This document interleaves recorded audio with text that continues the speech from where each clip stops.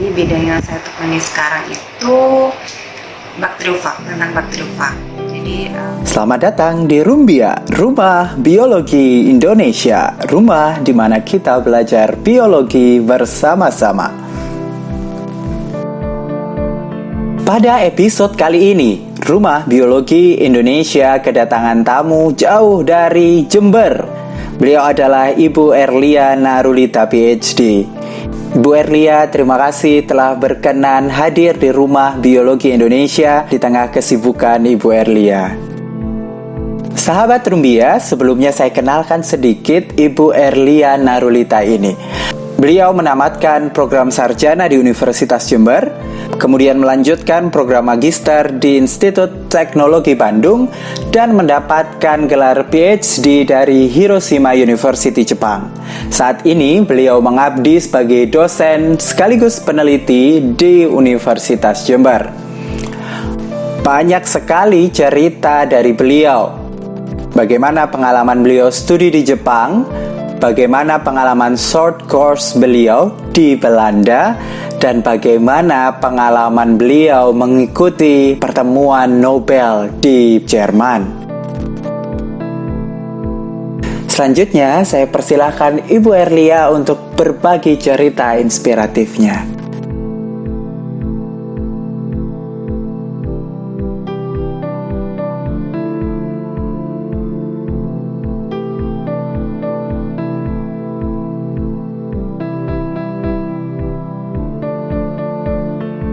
Jadi kenapa saya mengambil biologi untuk S1 saya?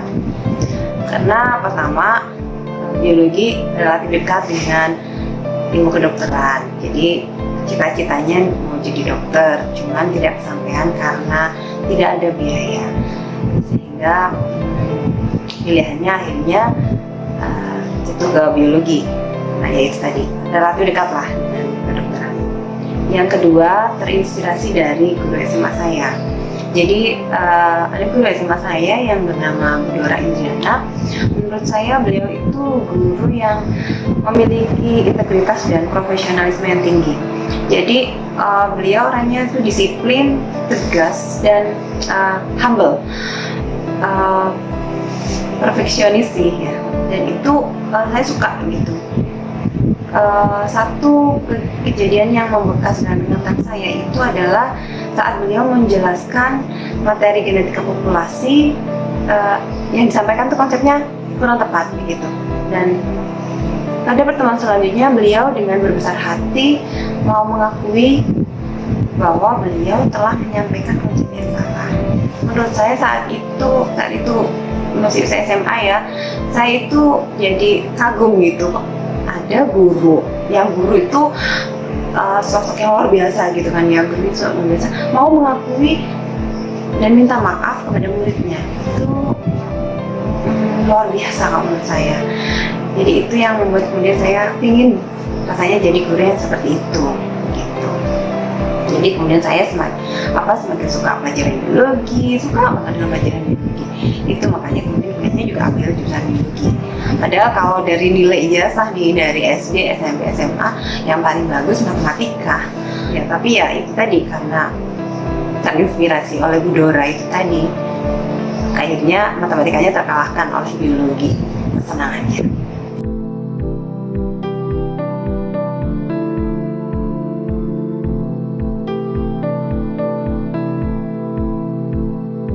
Kenapa kemudian lanjut S2-nya itu ambilnya di bidang pendidikan gitu. Jadi begini, saat akan lanjut S2 itu posisi kan sudah menjadi pengajar di pendidikan biologi.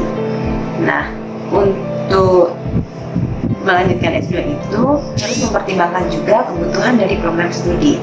Jadi kebutuhan di program studi pendidikan biologi pada saat itu memang tidak ada dosen yang memiliki keahlian bioteknologi. Nah, saya memang biasanya ingin ke bioteknologi melanjutkannya karena pikiran saya saat itu bioteknologi waktu itu masih ilmu baru yang akan menjadi dibentukkan dan digunakan oleh hampir semua lini kehidupan gitu. Jadi kenapa kemudian itu milihnya bioteknologi. Nah, ternyata pas dengan kebutuhan program studi, yaitu butuh dosen yang mengambil bidang keahlian bioteknologi. Makanya kemudian masuklah S2-nya ke bioteknologi. Itu begitu.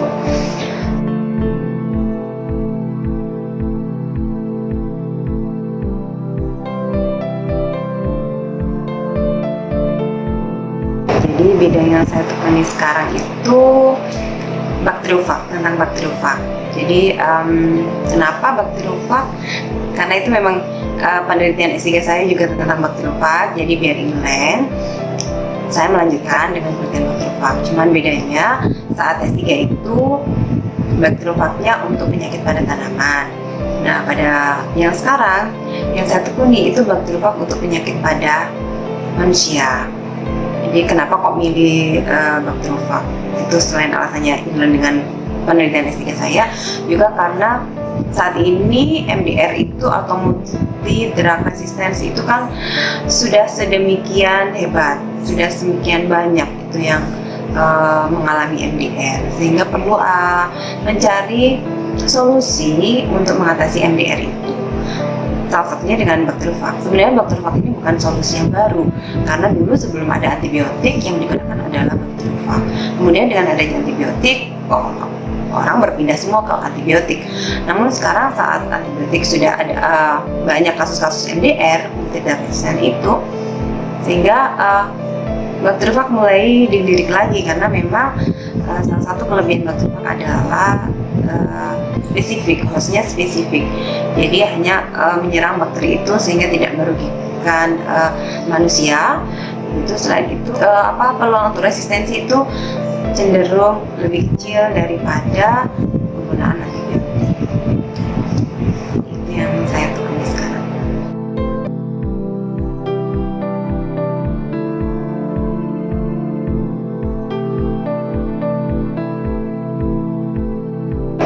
Atmosfer pendidikan antara di Jepang dengan di Indonesia. Ya, memang S3 saya di Jepang, tepatnya di Hiroshima.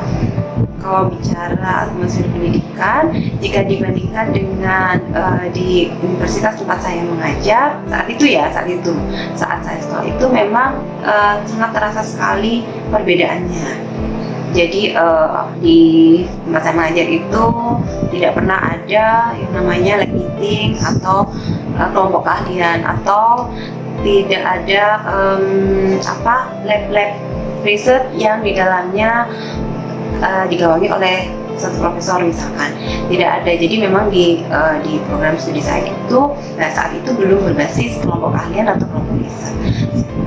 Sedangkan di tempat saya menempuh S3 itu rutin setiap 2 kali itu ada lab meeting untuk progress report penelitian maupun untuk presentasi artikel. Dan itu tidak ada di tempat saya mengajar. Jadi kemudian di Jepang itu ada, kan memang dibaginya per lab ya, satu profesor menangani satu atau 2 profesor itu dalam satu lab. Sedangkan di Jember tidak seperti itu saat itu. Tapi 3 tahun terakhir ini kelompok riset di kami berkembang pesat dan mulai mengarah pada satu lab dengan 1 atau 2 profesor. Itu sudah mulai ada. Banyak yang lulusan S3 dari luar negeri maupun dalam negeri, terutama yang dari luar negeri ini yang kemudian menerapkan konsep apa yang dipelajari di saat sekolah itu untuk diterapkan di kami. Jadi ada lab meeting rutin, kemudian ada pembiayaan riset dari dosennya gitu. Karena kalau dulu itu belum gitu ya. Tapi kalau sekarang sudah nuansa akademiknya sudah terasa kental.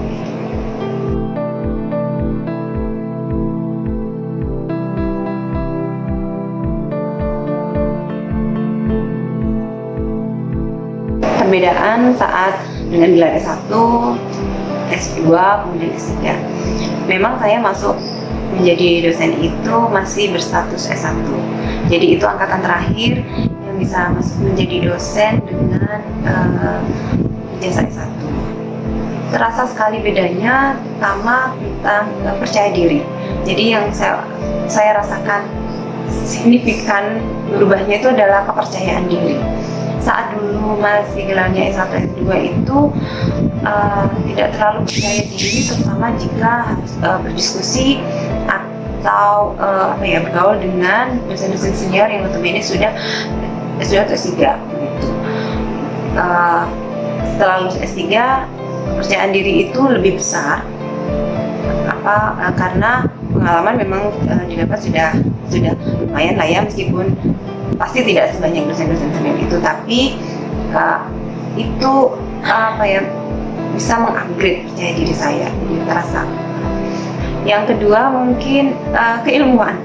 Saat S1, S2, ilmunya itu luas banget, yang dipelajari itu banyak, karena saya harus mengajar banyak sekali mata kuliah yang berbeda-beda karakteristik. Jadi waktu masih statusnya masih gelarnya S1 saja, saya mengajarnya itu genetika, fisiologi hewan, kemudian taksonomi tumbuhan, struktur perkembangan tumbuhan, jadi nyampur bidang hewan, bidang tumbuhan, dan bidang pengajaran juga, karena saya juga mengambil mata kuliah pengajaran mikro atau microteaching. Begitu S2, meskipun sudah bioteknologi, S2-nya tetap ngajarnya itu beraneka ragam. Jadi belum spesifik, jadi yang dipelajari juga banyak, jadi ilmunya itu lebih luas. Nah, S3 karena sudah spesifik, ilmunya jadi lebih sedikit, tidak seluas saat sebelumnya yang masih gelar S1 S2 itu, karena harus belajar banyak. Kalau sekarang karena sudah S3, mata kuliah yang diampu juga sudah inline dengan ijazah S3-nya. Jadi saya sekarang ngajarnya cuman yang berhubungan erat dengan bioteknologi, banyak bioteknologi, kemudian biologi sel, kemudian genetika. Paling berputaran itu dan butuh jaringan itu aja. Sehingga ilmunya lebih sedikit memang, lebih sedikit tapi lebih fokus. Itu sih perbedaannya. Kalau dari interaksi dengan mahasiswa, ya ada beda juga, karena dulu waktu masih baru pertama masuk, masih masih statusnya S1 itu, mahasiswanya kan juga kita mengajar mahasiswa S1 yang jarak umurnya tidak terlalu jauh, sehingga seperti teman, banyak seperti teman, dan banyak manggil mbak atau banyak yang akrab seperti teman begitu. Tapi sekarang sudah pulang dari S3 kan, juga rentang usia dengan mahasiswanya jaraknya juga sudah agak jauh, sehingga tidak lagi sedekat dengan mahasiswa yang dulu. Jadi tidak lagi seakrab dengan teman dulu. Meskipun sih mungkin satu dosen mungkin ya di prodi kami yang dipanggil mom, karena mungkin mahasiswa merasa dekat sehingga manggilnya tidak lagi bu tapi mom.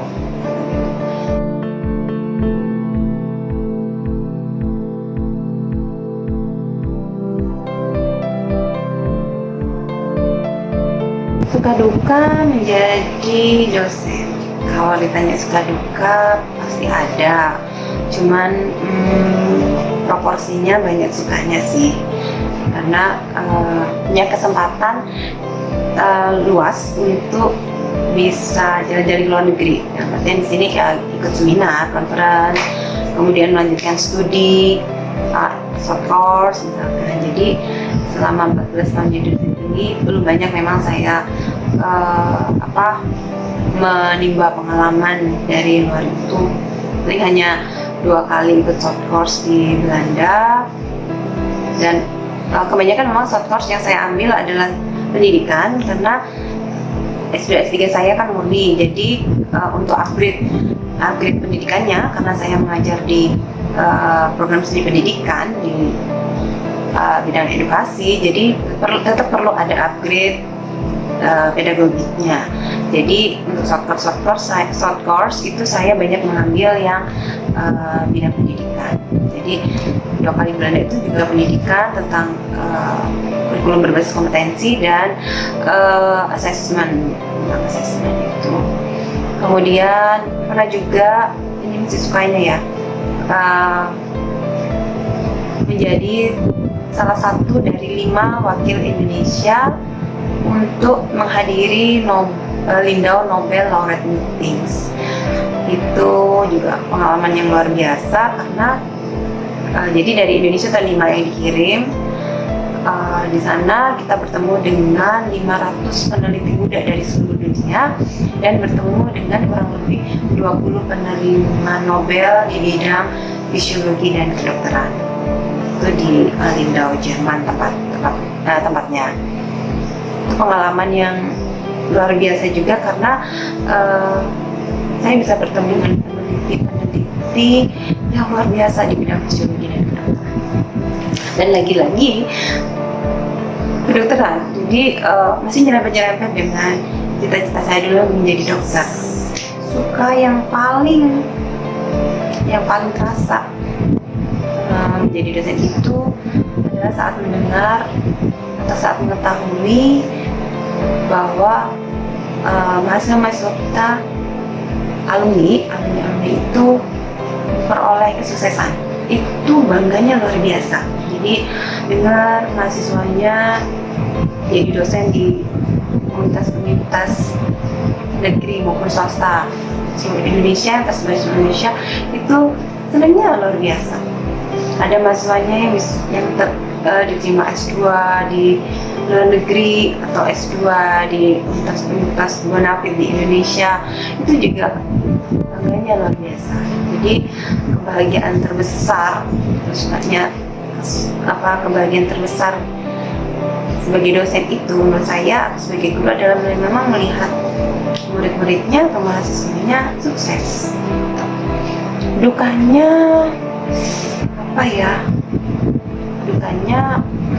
mungkin lihat mahasiswanya nyontek ya, kalau tahu mahasiswanya nggak jujur, itu sih dukanya. Sedihnya kalau lihat mahasiswanya curang, jujur, karena menurut saya guru itu karena mendidik generasi, maka kuncinya harus jujur. Harus jujur. Kalau gurunya tidak jujur, bagaimana mau mendidik muridnya untuk jujur? Lalu bagaimana nasib bangsa ini? Itu sih. Jadi sedih banget kalau lihat mahasiswa nyontek.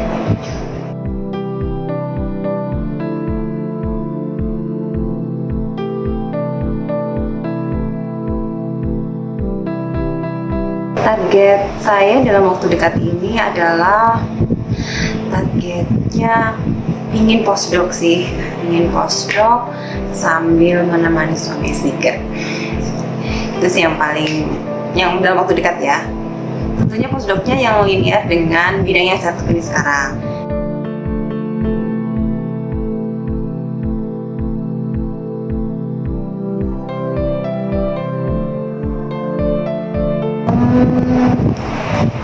Pesan untuk sahabat-sahabat Rumbia, jangan takut. Jadi jangan takut, yang pertama adalah jangan takut kepada selain Allah. Selama jalan yang ditempuh tidak melanggar aturan Allah, maka jangan takut, lurus aja. Yang kedua, jangan takut gagal. Jangan pernah takut gagal. Karena kalau menurut saya, semakin banyak kegagalan, itu semakin dekat dengan keberhasilan. Jadi jatah gagalnya sudah diambil, gagal, tinggal mengambil jatah keberhasilannya. Kemudian yang kedua, man sabara zafira. Siapa yang bersabar pasti beruntung. Jadi bersabarlah, perbanyak sabarnya, bersabar dengan baik.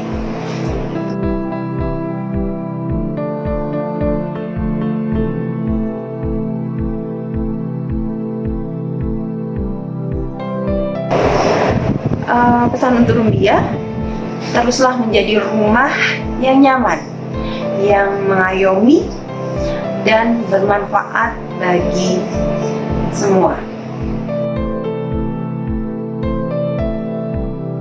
Mewakili seluruh kru Rumah Biologi Indonesia, saya ucapkan terima kasih sebesar-besarnya kepada Ibu Erlia Narulita yang telah berkenan berbagi cerita inspirasinya. Semoga sehat selalu dan makin sukses berkarir sebagai dosen di Universitas Jember.